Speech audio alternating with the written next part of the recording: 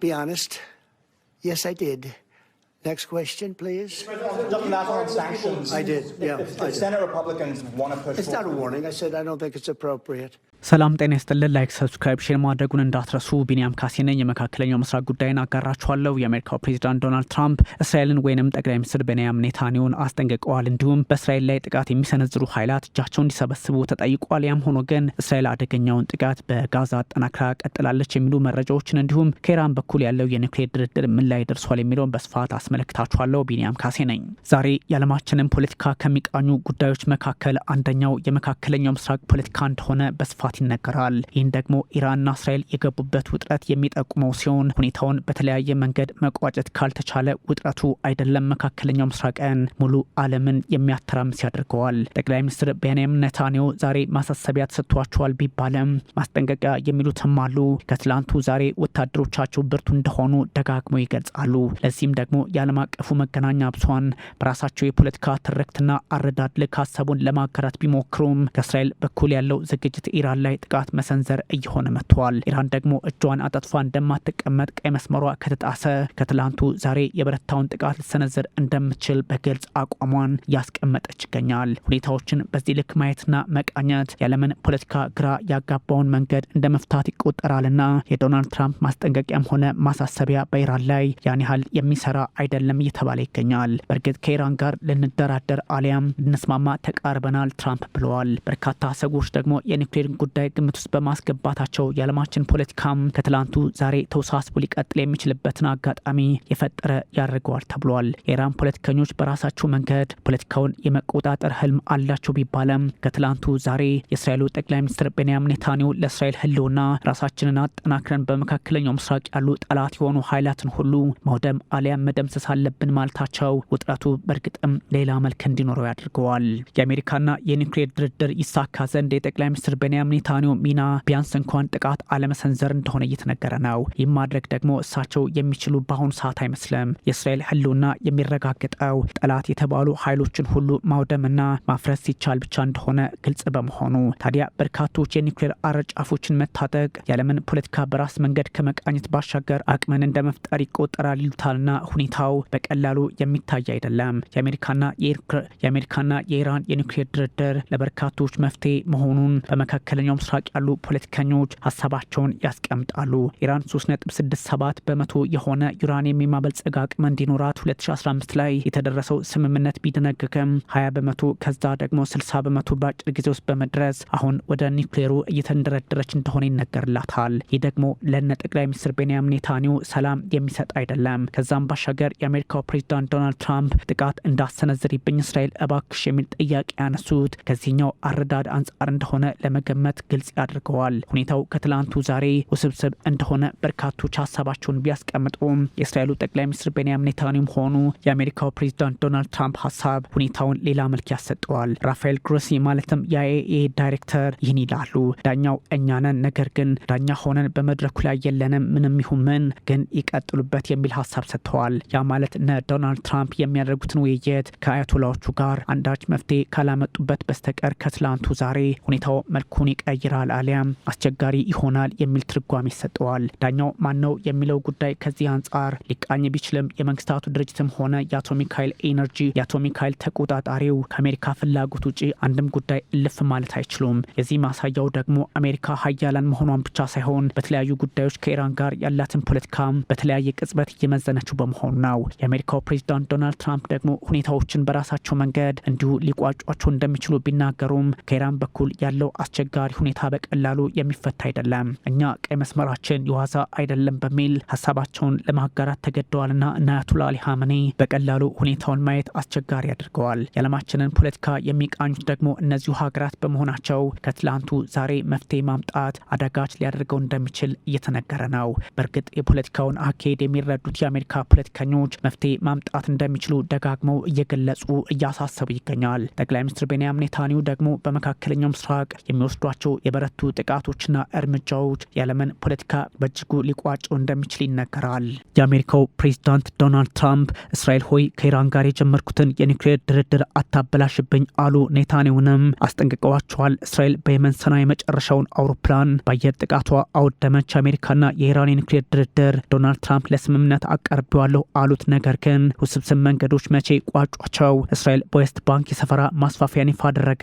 የመካከለኛው ምስራቅ ለሰላምም ለጦርነትም የቀረቡ ወታደራዊና ፖለቲካዊ ፍላጎቶች እንዳሉ ሲጠቁሙ የዋሉ ያም ሆኖ ግን የውጥረት ድምጸት የበረታባቸው መግለጫዎች ሆነዋል።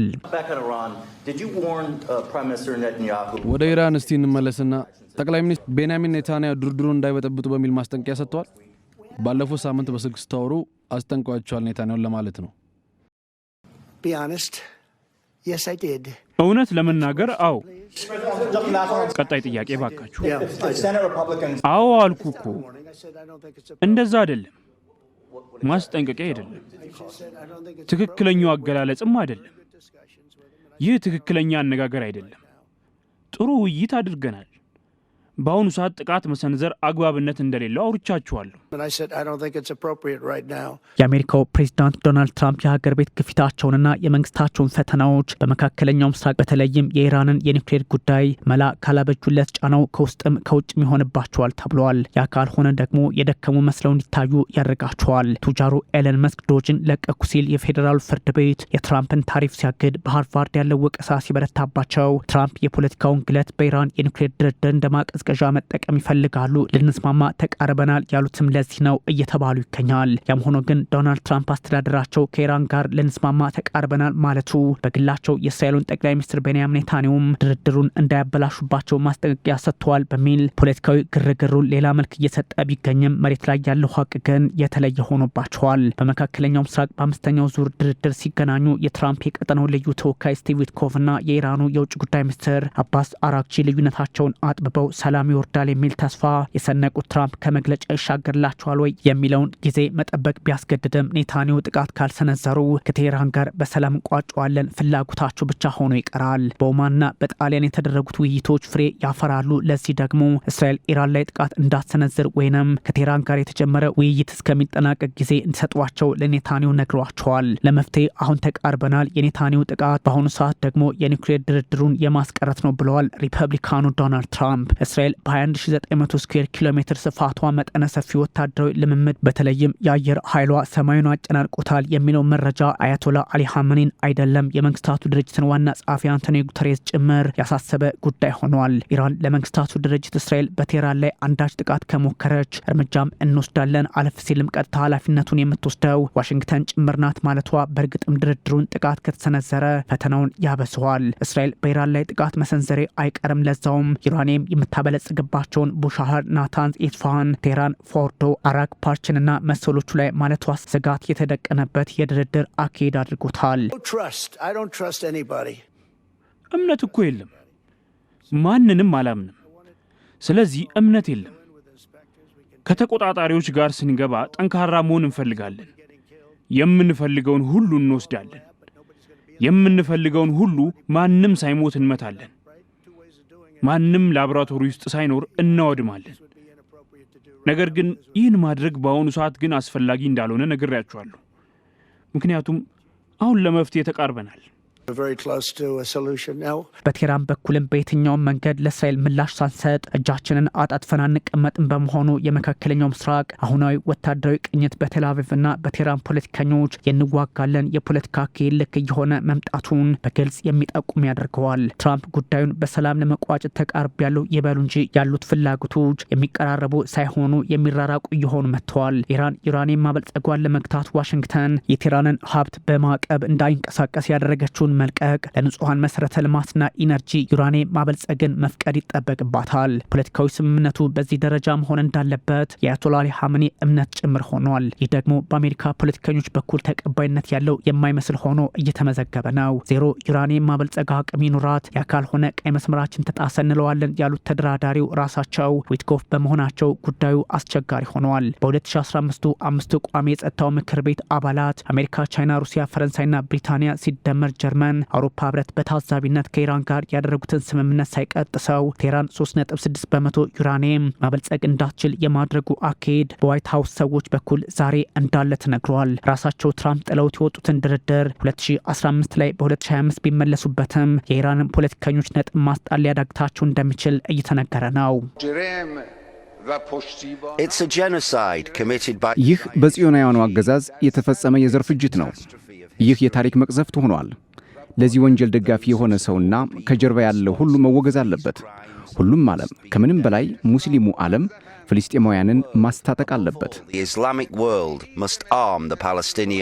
በዓለም አቀፉ የአቶሚክ ኃይል ተቆጣጣሪ ድርጅት ዋና ዳይሬክተር ራፋኤል ማሪያኖ ግሮሲ እንዲሁም በቻይናና በሩሲያ ፖለቲከኞች ያለው አረዳድ አሜሪካ በራሷ መንገድ ጉዳዩን የመቋጨት የዓለምን ፖለቲካ ግምት ውስጥ ያላስገባ አካሄድ ነው መሆኑ አንድ ወገናዊ አካሄዱ ትራምፕ እንዳሉ ሳይሆን የሚቀረው ጉዳይ የሰፋ እንዲሆን ያደርገዋል። ትራምፕ እስራኤልን እንኳን ማስማማት ያልቻሉበት መድረካቸው በመሆኑ ውጤቱ እንደሚርቃቸው ይገመታል። ራፋኤል ግሮሲ ዳኛው በጠረጴዛው ላይ የለም ማለታቸው ደግሞ ቁልፍ ባለድርሻዎችን ያላካተተው ድርድር የትም እንደማያደርስ የሚጠቁም ሆነዋል። ራሳቸውን ዳኛ ራፋኤል ግሮሲ አድርገዋል። ኢራን በኒውክሌር ጦር መሳሪያን አሳልፎ ባለመስጠት ወይንም መገደብ ስምምነት ኤንፒቲ ስር ዩራኒየምን እንድታበለጽግ እንዲሁም በነዳጇ ላይ የተጣሉ ማዕቀቦች እንዲነሱላት እንደምትፈልግ ግልጽ አድርጋለች። ምንም እንኳን 9 ሀገራት የኒውክሌር አርጫፎችን ይዘዋል፣ 8ቱ በግልጽ ዓለም ታውቃለች። በድብቅ ደግሞ እስራኤል የዓለም አቀፉ የአቶሚክ ኃይል ድርጅት ይፋ ያደረገው መረጃ ሆኗል። 5ቱ የኒውክሌር ታጣቂ ሀገራት በሁለተኛው የዓለም ጦርነት አሸናፊዎች ቻይና፣ ብሪታንያ፣ ፈረንሳይ፣ አሜሪካና ሩሲያ ሲሆኑ አሳልፎ ባለመስጠት ስምምነቱ ኤንፒቲ ውስጥ ናቸው።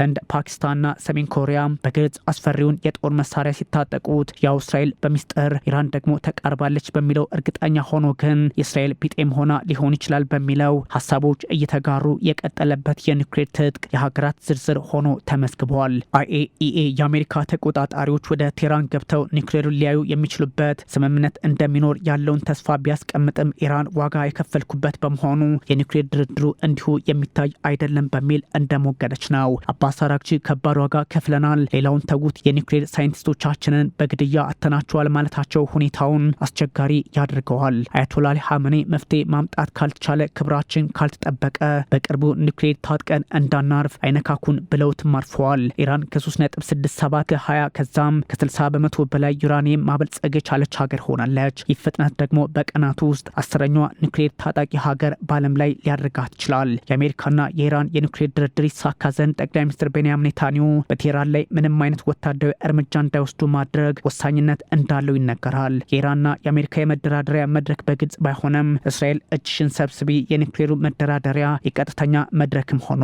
በእርግጥ ጠቅላይ ሚኒስትር ቤንያሚን ኔታንያሁ የእስራኤል ህልውናዋ በኢራን ኒውክሌር አለመታጠቅ ጭምር የተወሰነ ነው ብለው የሚያምኑ በመሆናቸው ከአሜሪካ ጋር ተስማሙም አልተስማሙም የመምታቱ ሀሳብ እንዳላቸው እየተነገረ ነው። ቴህራንም አረዳዷ በዚህ ልክ ሆኗል። በየመን ሁቲዎች ላይ ትናንት የፈጸሙት 4 ጥቃቶች ሲሻገሩ ወደ ቴህራን ነው እንዲሉም እያደረጋቸው ይገኛል። እነ አያቶላ አሊ ኻሜኒን በሰና ብቸኛዋና ቀሪዋን አውሮፕላን የእስራኤል አየር ኃይል አውድሟታል። በእስራኤል ጥቃት በቅርብ ቀናት ወደ ስራ የተመለሰው አየር ማረፊያው ጉዳት ደግሞ ደርሶበታል። ሁቲዎች ከኢላት እስከ ቴልአቪቭ፣ ቤንጎሪዮን አየር ማረፊያ ከሙት ባህር እስከ ሃይፋ፣ ከቀይ ባህር እስከ ሜዲትራኒያን እስራኤልንና የእስራኤል የሆነውን ሁሉ እንመታለን በማለት ጥቃታቸውን ማጠናከራቸውም ነው እስራኤል ጥቃት በየመን ሁቲዎች ላይ የሰነዘረችው ተብሏል። የእስራኤሉ መከላከያ ሚኒስትር እስራኤል ካትስም እኛን ማንም ይሁን ማን ይንካን ምላሻችን ይህ ነው፣ ሌሎቹም ትምህርት ውሰዱ ያሉት ኢራንን ለመሸንቆጥ አስበው ነው የሚለው አረዳድ በእርግጥም እስራኤል በኢራን ላይ ጥቃት ሰነዝር እንደምትችል የሚያሳይ አድርገዋል። ለዚህም ነው የትራምፕ ባኩትን ኔታንያሁ አይረብሹኝ ሀሳብ ይፋ የሆነው። በእርግጥ ማስጠንቀቂያ ጭምርም አለው ተብሏል። በእስራኤልና በሁቲ መካከል ያለው ውጥረት የማይበርድበት መድረክ መከፈቱን ቀጥሏል። በቀጥታም ይሁን በተዘዋዋሪ ቴህራን በኔታንያሁ ጦር አይን ውስጥ እንድትሆንም የሚያደርግ ሆኗል። ከበርካታ 10 ዓመታት ወዲህ እስራኤል በዌስት ባንክ እጅግ ግዙፍ የተባለውን 22 አዳዲስ የአይሁድ ሰፈራ መርሃ ግብር ማጽደቁ አደጋውን ያወሳስበዋል። ቀይ ዘመሞቹ መከላከያ ሚኒስትር እስራኤል ካትስና የፋይናንስ ሚኒስትሩ ቤዝለል ስሞትሪች ይህን ማረጋገጣቸውም ሁኔታውን አስቸጋሪ እያደረገው መጥተዋል። ታዲያ ዶናልድ ትራምፕ ኔታንያሁ ጥቃት እንዳይሰነዝሩ አሳስበዋል ቢባልም በሁቲዎች ላይ የተሰነዘረው ጥቃት እንዲሁም ሁቲዎች በኢራን እየተደገፉ የሚሰነዝሩት ጥቃት ከመካከለኛው ምስራቅ ውጥረት ባሻገር የጋዛው ቀውስ አደገኛ የሆነ በመምጣቱ ኢራንና እስራኤል ወደ ሰላም በቅርቡ ይመጣሉ ብሎ ማሰብ ፖለቲካዊ አደገኝነቱን የበዛ እያደረገው መጥተዋል።